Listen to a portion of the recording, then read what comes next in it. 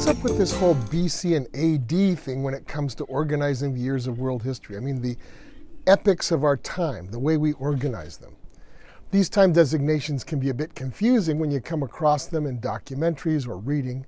And of course, most of the time we don't use either designation because we're talking about relatively recent events.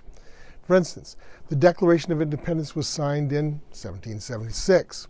World War II ended in 1945, and the Twin Towers disaster occurred in 2001, and so on.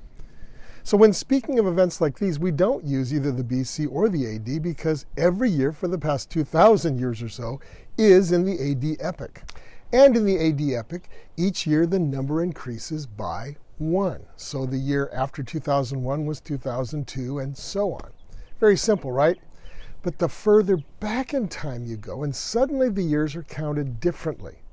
There are actually two differences. First, the designation changes from AD to BC, and second, the BC numbers increase the further back in time the event occurred. Confused? Well, let me explain. Well, let's start with what BC and AD actually stand for. BC is pretty self-explanatory. It just means before Christ. In other words, the years before Jesus Christ lived. So theoretically, 100 years before the time of Jesus would be 100 BC. 1,000 years before Jesus would then be 1,000 BC, and so on. Well, how about AD? Many people would say that AD stands for after the death or after the death of Christ. But that's incorrect. AD actually stands for Anno Domini, which is Latin and means year of the Lord. In other words, AD means the years since the birth of Jesus Christ. Now, I know that's pretty inconsistent. One term is English and the other one's Latin. And to be consistent, you would think that they would both be in the same language.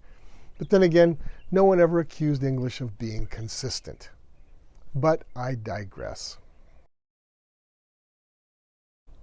So let's visualize how this works.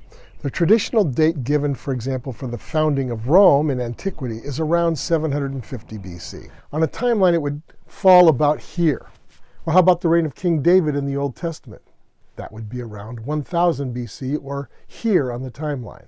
Next, let's take the birth of Jesus. Theoretically, that would fall about here on the timeline, between AD and BC.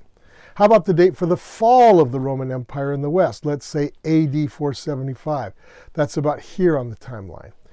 Now let's take the familiar date for Columbus landing in America, AD 1492, which would be about here. See how the system works?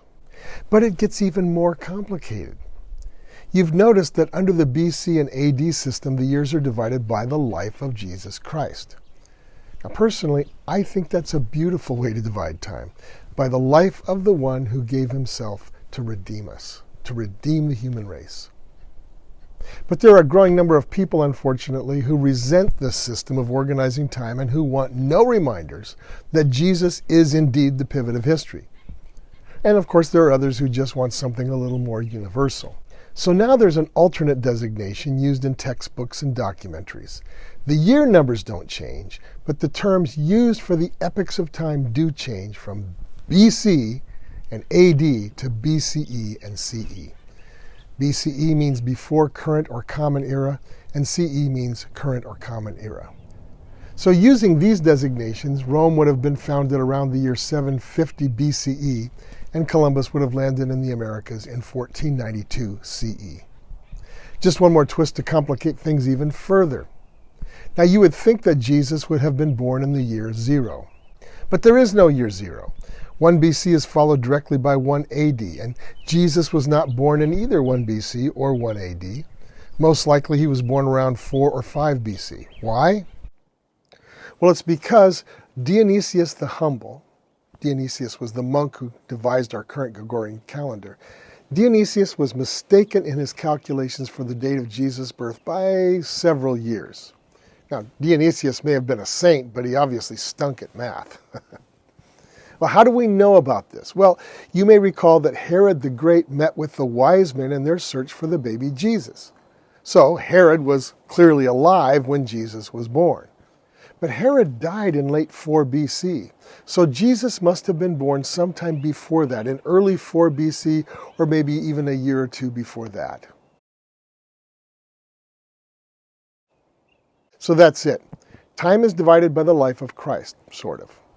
The years before that have larger numbers the further back you go and are called BC, before Christ.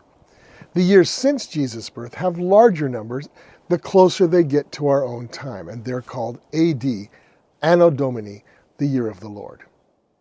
I hope that clears the issue up just a bit for you. Thanks for watching. This is Dr. Michael Bogart for Aspect Ministries 5-Minute Bible Guides. See you next time.